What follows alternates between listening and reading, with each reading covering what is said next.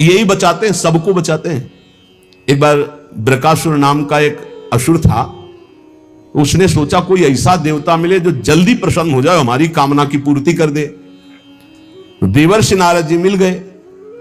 नारायण नारायण नारायण।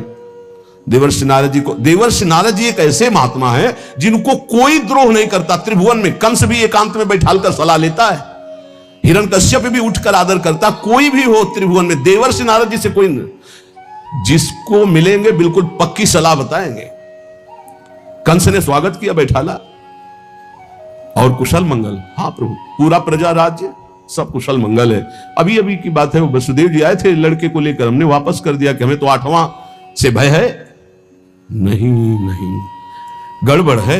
कमल उठाया, कहा देखो यहां से गिनो, 1 2 3 4 5 6 7 8, आया ना 8वां? पहला आया ना, कि दूसरे शुरू किया, हर 8वां हो सकता है। उनको लगा कि नारद जी जैसा कृपालु कौन हो सकता है, और नारद जी को लगा ऐसे ये दया करेगा तो भगवान के अवतार में देरी हो जाएगी, क्योंकि 8वें में आना है, और जब तक ये दया करेगा तब तक भगवान विकल नहीं होंगे, इसको क्रूर होना चाहिए, क्योंकि भगवान का अवतार शीघ्र हो। हर कमल की पंखुड़ी को 8वीं बता दिया, हर बेटे को 8वां बता दिया, तुरंत मुलवाया। नारद जी एक ऐसे महात्मा है जिनको सबको ही आदर करता है। बृकासुर ने देखा, साष्टांग दंडवत हुआ, नारायण नारायण। महाराज कोई ऐसा भगवान बताओ जो बहुत जल्दी प्रसन्न हो जाए। बोले वो तो शास्त्रों में प्रसिद्ध है, आशुतोष, देवाधिदेव महादेव, उनके जगह आशुतोष, वो ऐसे देवता है बहुत जल्दी प्रसन्न हो जाते हैं।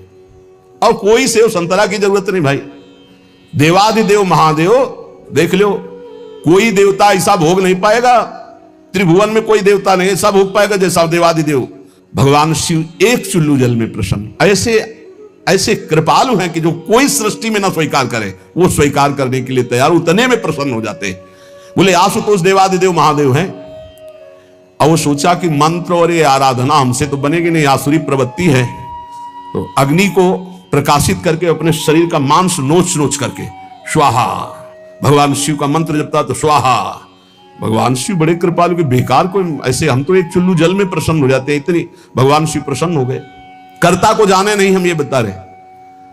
भगवान शिव ने कहा काहे को तुम इतना कष्ट सह रहे हो, क्या चाहिए तुम्हें? वो माता जी के सहित प्रकट हुए थे। माता जी त्रिपुर सुंदरी, असुर है ना, राक्षस, तो इसकी बुद्धि तो राक्षसी ही रहेगी। भगवान शिव की तरफ देखा, माता जी की तरफ देखा। उसने कहा प्रभु मेरी इच्छा है कि मैं जिसके ऊपर हाथ रख दूं वो भस्म हो जाए। भगवान शिव बिना विचार किए बोले तथास्तु, ऐसा ही हो।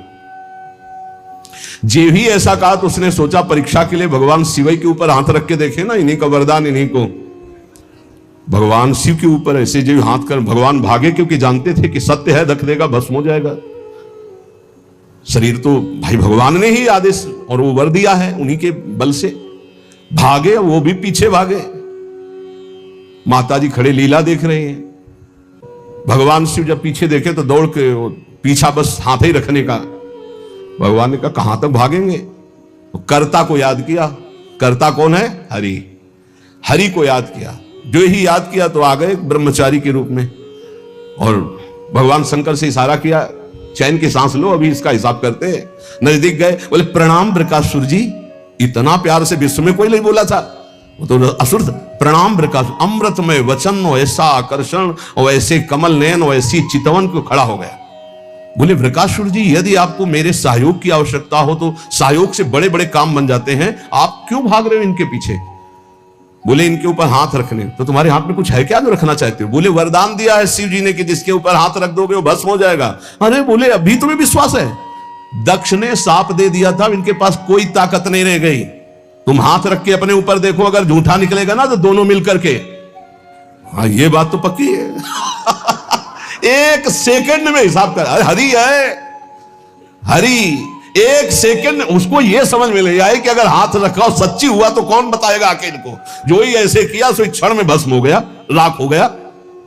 भगवान शंकर ने आहा, बोले प्रभु थोड़ा सोच समझ के वरदान दिया करो, तुम तो ऑर्डर डाली हो, अपनी भी सुरक्षा नहीं देखते।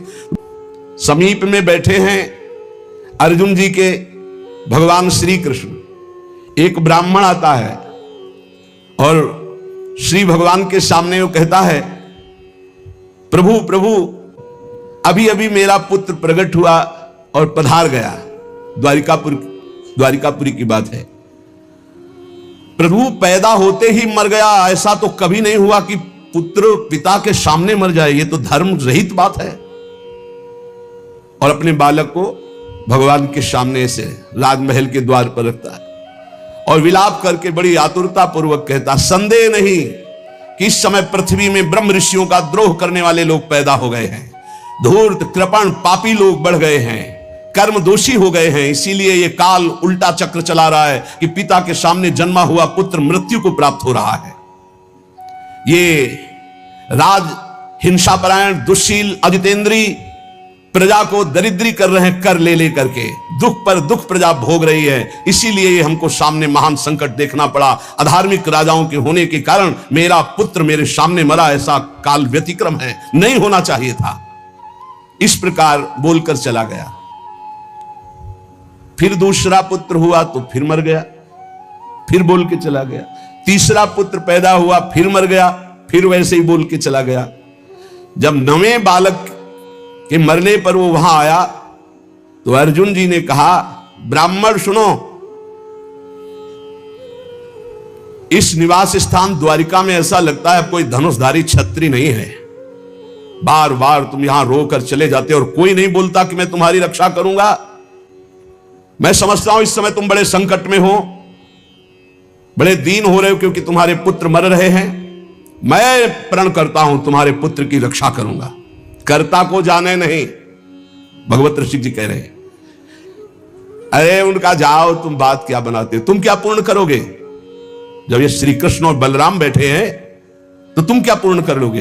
अर्जुन से कहा तो वो कह रहे हैं, मैं कोई संकर्षण नहीं हूं बलराम जी, और मैं कोई कार्षणी कृष्ण नहीं हूं। मैं गांडीव धनुषधारी अर्जुन, जो बोलता हूं वही करके दिखाता हूं। यहां दो भाव निकलते हैं कि देखो भाई, मैं कोई कृष्ण बलराम तो हूं नहीं, उनका दास हूं। तो भगवान अपने प्रण को चाहे भुला दे, लेकिन दास के प्रण का निर्वाह करते, इसलिए मैं प्रण लेता हूं कि मैं तुम्हारे पुत्र की रक्षा करूंगा।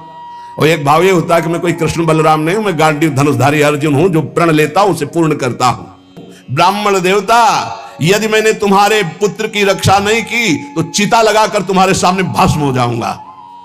मैं अधिक क्या कहूं, अगर मृत्यु भी सामने आएगी तो मैं जीत कर तुम्हारे पुत्र की रक्षा करूंगा, मैं वचन देता हूं।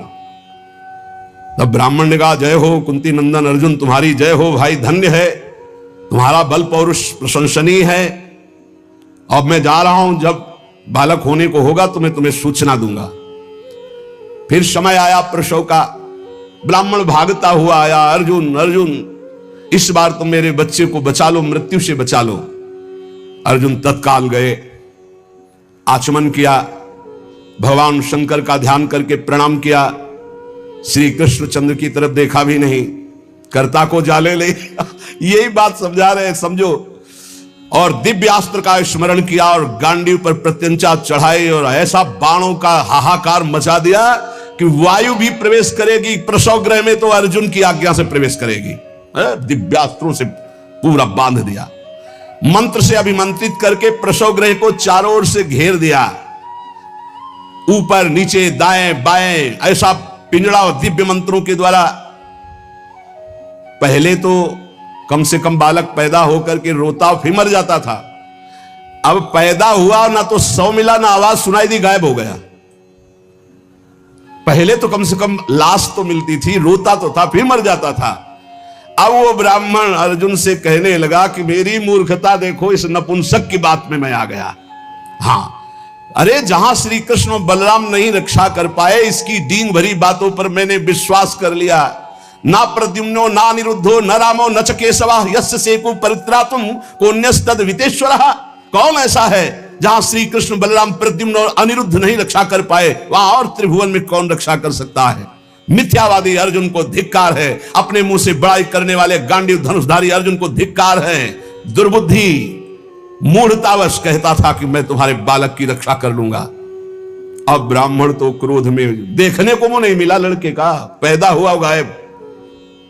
अर्जुन ने कहा, ब्राह्मण मेरा अपमान मत करो। तत्काल योग बल से यमपुरी गए।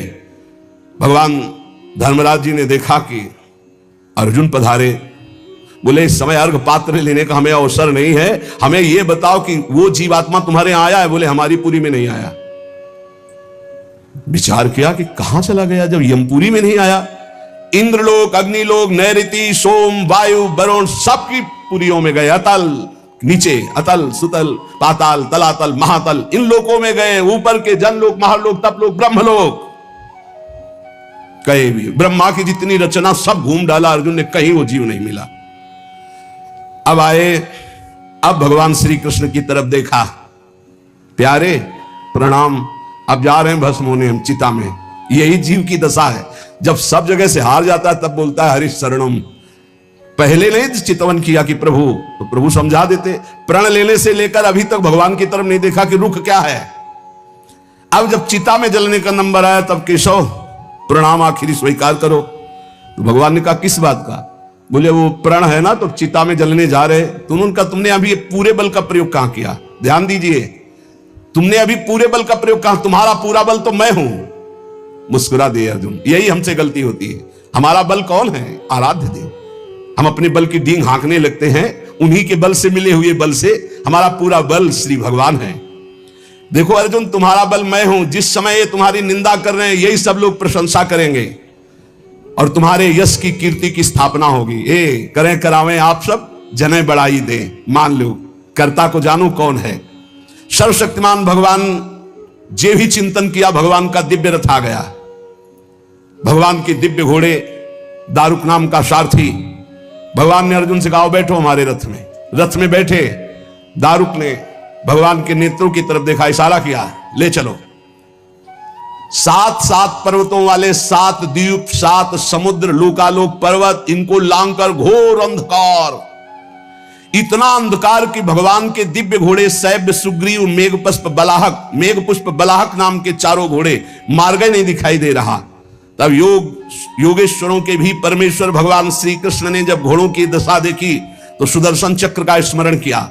हजार हजार सूर्यों जैसा एक साथ तेज प्रकाशित करने वाले भगवान की दिव्य पार्षद सुदर्शन जी आगे चल रहे हैं। घोर अंधकार में सुदर्शन चक्र से ज्योति ऐसी प्रकट हो रही, सब अंधकार नष्ट होता जा रहा, प्रकाश। ऐसे भगवान के सेवक हैं, ऐसे भगवान के दास हैं। सुदर्शन चक्र के द्वारा बतलाए हुए मार्ग से चलकर अंधकार की अंतिम सीमा में पहुंचे। अब अंधकार के पास इतना दिव्य प्रकाश, प्रकाश ही प्रकाश, जैसे घोर अंधकार ऐसे घोर प्रकाश। अब वहां अर्जुन की आंखें चौंधिया गई, विवश हो गए, नेत्र बंद कर लिए। इतना तेज भगवान वहां भी सामर्थ्य प्रदान करी अर्जुन को और घोड़ों को भी। उस तेज के बाद महान जलराशि, श्याम वर्ण का जल ही जल, अगाध जल, जल पार किया तो तेज आंधी, वायु ही वायु। भगवान की ही केवल सामर्थ्य पहुंचने की और सामर्थ्य रही। अब वायु के प्रवाह में बड़ी बड़ी तरंगें उठने लगी। फिर भगवान ने उसको शांत किया। आगे बढ़े तो एक दिव्य महल, और उस महल में मणियां ऐसी चमक रही थी मानो हजार हजार सूर्य एक साथ प्रकाशित हो रहे। भगवान भगवान है, भगवान जैसा कोई नहीं। चारों ओर बड़ी ही उज्जवल ज्योति फैल रही है। देखा अनंत महिमा से युक्त भगवान शेष जी सैया बनाए हुए, और अद्भुत एक एक सिर पे ऐसे मणि चमक रही, ज्योतिर्मय। प्रत्येक फण पर सुंदर सुंदर मणियां जगमगा रही। 2-2 नेत्र, बड़े ही भयंकर नेत्र, और शेष भगवान का श्रीअंग कपूर जैसा गोरा है। कैलाश पर्वत के समान श्वेत वर्ण, नीले रंग की जीभ और गला नीला, भयंकर नेत्र, फणों पर मणि चमक रही। अर्जुन ने देखा शेष भगवान की सुखमयी सैया पर सर्वव्यापक महान प्रभावशाली परम पुरुषोत्तम भगवान भूमा पुरुष विराजमान है। अर्जुन बार बार श्री कृष्ण चंद्र जी की तरफ देख रहे हैं। भूमा पुरुष है तो एक ही, ये कहां ले आए? एक तो ये श्री कृष्ण, एक ये श्री कृष्ण, क्योंकि द्वारिकाधीश भी चतुर्भुज रूप और हरि भी चतुर्भुज रूप। शरीर की कांति वर्षाकालीन मेघ के समान श्याम रंग, अत्यंत सुंदर पीतांबर धारण की, मुख पर प्रसन्नता, कमल जैसे नेत्र, बहुमूल्य मणियों जटित मुकुट, कुंडल कांति, घुंघराली अलकावली, लंबी लंबी सुंदर भुजाएं, कौस्तुभ मणि, वक्षा स्थल में श्रीवत्स का चिन्ह, घुटनों तक माला। वही श्रृंगार जैसा द्वारिकाधीश का, वैसा ही प्रभु का श्रृंगार। अर्जुन ने देखा नंद सुनंद जय विजय, ये सब पार्षद मूर्तिमान होकर पुष्टि श्री कीर्ति अजा, ये चारों दिव्य शक्तियां, रिद्धियां निधियां, लोकपाल, ये सब वहां हाथ जोड़े खड़े हैं। वो भगवान श्री कृष्ण भी प्रणाम कर रहे हैं। तो अर्जुन देख रहे हैं कि ये है क्या लीला, अपने आप को अपने आप से, और कह रहे प्रणाम करो, ये अनंत महिमाशाली भूमा पुरुष भगवान है। अर्जुन भयभीत हो गए कि एक तो ये मेरे सखा श्री कृष्ण और दूसरे ये भूमा पुरुष। श्री कृष्ण ने फिर प्रणाम किया और हाथ जोड़कर कहा कि हे भूमा पुरुष, आप कृपा करके आदेश कीजिए। गंभीर वाणी में बोले, हे अर्जुन और हे श्री कृष्ण, तुम दोनों को देखने के लिए मैंने उन पुत्रों का अपहरण किया, मैंने अपने पास मंगाया। तुम मेरे ही अंश से प्रकट हुए हो और धर्म की रक्षा के लिए पृथ्वी पर अवतार ग्रहण किया। पृथ्वी के भार से दैत्यों का संहार कर चुके हो, अब तुम्हें लौटकर हमारे ही स्वरूप में फिर विलीन होना है। तुम पूर्ण काम सर्वश्रेष्ठ हो, जाओ अभी कुछ कार्य बकाया है, लोक संग्रह के लिए वो कार्य करके पुनः मेरे पास आ जाओ। भगवान श्री कृष्ण भी हाथ जोड़े खड़े, अर्जुन भी खड़े हैं। अति विचित्र भगवंत गति, बड़े बड़े ख्याली। अर्जुन के होश उड़ गए, नए भूमा पुरुष कौन हो गए भाई, ये परम पुरुष तो हमारे सामने खड़े हैं, यही है यही। अगर ये अपने रहस्य को न बतावे तो कोई, इनका एक नाम है अनंत, कोई अंत ही नहीं पा सकता है। अर्जुन और श्री कृष्ण को आदेश किया, सर झुकाकर, अर्जुन देखते जा रहे, सर झुकाकर भगवान कह रहे जो आज्ञा। फिर वो सब बालक वापस कर दिए। उन बालकों के लिए वैसे ही मार्ग से फिर द्वारिका में लौट के आए, और बालक अपनी अपनी आयु के अनुसार बड़े भी हो गए थे। वैसी आकृति रूप क्योंकि पहचान ले, श्री कृष्ण अर्जुन ने उनको समर्पित किया। अर्जुन के आश्चर्य की सीमा न रही, तब उन्होंने अनुभव किया और भगवान से कहा, प्रभु मुझे पता चल गया। बोले क्या? बोले पूरे जगत में जिसके बुद्धि बल, ज्ञान बल, पौरुष बल जो कुछ भी है वो हे श्री कृष्ण केवल आपकी कृपा से है, ये मुझे पता चल गया। यही पता चलना है, इसीलिए रोज सत्संग सुनो। एक बार सुनने से काम नहीं चलेगा। गीता सुनने के बाद क्या कहा था? नष्टो मोहा स्मृति लब्धा। फिर क्या हो गया? फिर मोह। ये हवा है, आंधी है, कभी भी गंदा कर सकती बुद्धि को। देखो अर्जुन जी ने गीता सुनने के बाद कहा था नष्टो मोहा स्मृति लब्ध, फिर मोह हो गया, मोह माने अज्ञान। फिर कहने लगे कि मैं कोई श्री कृष्ण बलराम, आज फिर बोल रहे हैं आप। इसीलिए निरंतर भजन और सत्संग के लिए महापुरुष जन कहते हैं, जिससे हमारी बुद्धि रोज पावन होती रहे। जैसे पोछा लगा दिया सोनी लगाने के बाद और दरवाजा खुला छोड़ दिया तो फिर गंदा होने की संभावना। इस समय हर इंद्रियों को शासन में रखते हुए नाम जप करते, ये परम पद तब प्राप्त होता है। ये बहुत जल्दीबाजी में फिर सब बिगड़ जाता है। धैर्य पूर्वक भगवान का आश्रय लेकर नाम जप में लगो, इसी से परम मंगल होता है, इसी से परम लाभ होता है। क्योंकि भगवान शंकर भी जिनका चरणोदक माथे पे धारण किए हुए हैं वो भगवान श्री हरि है। एक बार सरस्वती नदी के तट पर ब्रह्म ऋषि जन यज्ञ कर रहे थे, तो उसमें सब ऋषियों ने कहा कि यद्यपि भगवान ही सब रूपों में है, पर भगवान के किस रूप को सर्वश्रेष्ठ मानकर आश्रय लिया जाए और अग्र पूजा की जाए यज्ञ में। भगवान के सब रूप हैं, हमें कोई संशय नहीं। तो उनका प्रगट रूप की महिमा प्रकाशित करने के लिए किसी ब्रह्म ऋषि को परीक्षा लेनी होगी त्रिभुवन के तीनों बड़े ईश्वरों की, हरि, देवादिदेव महादेव, ब्रह्मा। तो ब्रह्मा पुत्र भृगु जी खड़े हुए, उन्होंने कहा परीक्षा तो हम ले लेंगे, निर्णय आप कर देना।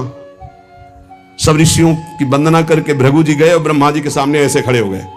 क्रोध आया कि इतना बड़ा ऋषि होकर और ऐसा अभद्र व्यवहार करता है, पर फिर एकदम भ्रकुटी तो चढ़ी, गुस्सा तो आया, पर शांत हो गए, है तो मेरा ही बेटा। भृगु जी ब्रह्मा जी की तो पुत्र है। ब्रह्मा जी शांत हुए, भृगु जी कुछ नहीं बोले, चले गए। जब कैलाश पहुंचे तो देवादिदेव ने कहा, आओ आओ ब्रह्म ऋषि श्रेष्ठ, आओ तुम्हारा स्वागत है। बोले मुंडों की माला धारण करते हो, चिता की राख लगाते हो और हम तुम्हारे गले लगेंगे। अरे उन्होंने कहा हम तुम्हें ब्रह्म ऋषि मान के स्वागत करें, तुमने ऐसे समझा क्या? उठाया त्रिशूल। भगवान शिव ने कहा तुमने ऐसे समझा क्या? ये हम तुम्हारा आदर कर रहे हैं ब्रह्म ऋषि मानकर, को तुम जो है अवहेलना कर रहे हो। हम मुंडों की माला पहनते हो, चिता की भस्म लगाते हो, कहते हो वाह तुम्हारे गले लग जाएंगे। महादेव जी ने उठाया त्रिशूल, रोक, भृगु जी चल दिए वहां से। और भगवान श्री हरि के धाम पहुंचे वैकुंठ में। लक्ष्मी जी चरण चाप रही थी, अर्ध निमीलित नेत्र में परमानंद में डूबे हुए भगवान गए, सीधे एक लात मारी छाती पे। लक्ष्मी जी तो आश्चर्यचकित हो गई, तभी कहा कि भीख मंगाऊंगी ब्राह्मणों, हमारी प्रीतम के लात मारा ना। पहले प्राय ऐसे ब्रह्म ऋषि जन जो होते थे ना, व्यवस्था, वेद के अपार ज्ञानी, तप के महाधनी, भोजन की व्यवस्था। लक्ष्मी जी कहते तुम्हारे पास नहीं आएंगी, हमारी प्रीतम को लात मारा है ना तुमने। लक्ष्मी जी तो थोड़ा नाराज हुई और हरि उठ के बैठ गए और चरण दबाने लगे। कहा बड़ा कठोर हृदय है हमारा, आपके बड़े कोमल चरण हैं, अगर मुझे पता चलता तो मैं आपके चरणों की अगवानी करता, मुझसे अपराध बन गया कि मैंने अगवानी भी आपके चरणों की, और चरण दबाने लगे। प्रभु जी के नेत्रों में अश्रु आ गए और कहा प्रभु बस यही देखने के लिए हमको सब ब्रह्म ऋषियों ने भेजा था, यद्यपि आप ही शिव हो, आप ही ब्रह्मा हो, आप ही चराचर जगत हो, पर प्रभु आपका जो करुणा वरुणालय हरि रूप है यही सर्वाराध्य है।